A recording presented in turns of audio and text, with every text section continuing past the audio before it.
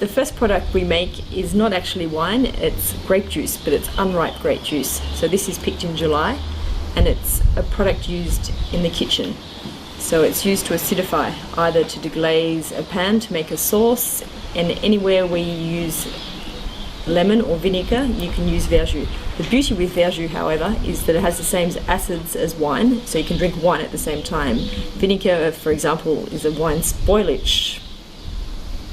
So if you're having vinegar and wine, it really doesn't go together, but verjus works beautifully with wine. The first wine we make is called Le Blanc, simply, the white, and it's made from Roussanne Marsanne. It's 80% Roussanne, 20% Marsanne, but the particularity of this cuvée is that the Marsanne is fermented like a red wine. So the Marsanne is fermented on skins and stalks for 2 weeks. It is very tannic, very bitter, and at the same time it brings a whole different notion to the wine. It brings, as I said, bitterness, it brings body, interest, freshness.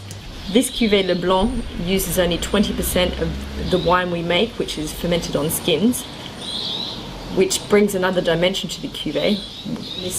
It's a very unusual wine, and it's really, I think, quite unique to our range. So what we're trying to do is we want to release a wine which is a white wine which is fermented like a red, using 100% this technique, and we're really working on this technique to produce a wine which surprises people, opens people's mind. Why can't we drink white wine like that? So we did our first experimentation on this last year, 2009, where we fermented the Marsanne apart on skins and stalks in small open vat fermenters with plunging for 2 weeks. We believe that Marsanne is not a very aromatic variety, but by using this technique we managed to extract really strong apricot aromas. Of course, the wine is also very tannic and very bitter. This year, in 2010, we want to take this technique really a lot further. We think that perhaps we may be over-extracted. We need to perhaps reduce the extraction a little bit, but we are really, really happy with the results. The really strong apricot aromas, very full-bodied, tannic wine, but with an amazing balance. So this represents only 20% of this cuvée, which brings another dimension to this wine. But what we want to do in 2010 is produce another wine called Les Choix, Choices, where why does a white wine have to be made the way a white wine is made? Why can't it be made like a red wine? Why can't a white wine have tannin? So this is why we're going to call it Choices, and this is a choice we want to make. Our top white is called La Rupture. This is 100% Sauvignon Blanc. It is fermented at warm temperature in 1-year-old barrel, and the idea of fermenting hot is that we're not trying to preserve the typical aromas of Sauvignon Blanc, but we're trying to create a wine which has a lot of mouthfeel, a lot of character, a lot of minerality. It's extremely smoky mineral wine with a very good length. We make a late harvest called Santo. This is made of Roussanne Marsanne as well.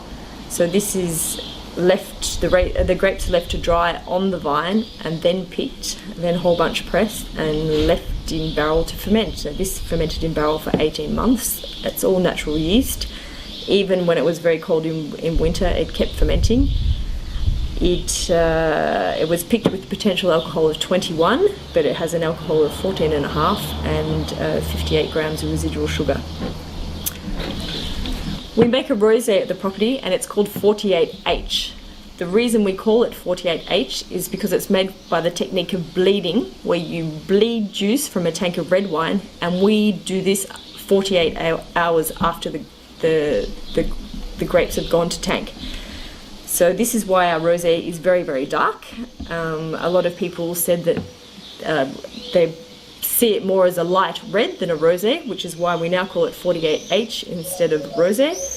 And really it's rosé but with more. It has more tannin, more structure, more character, so it works very, very well as a light red.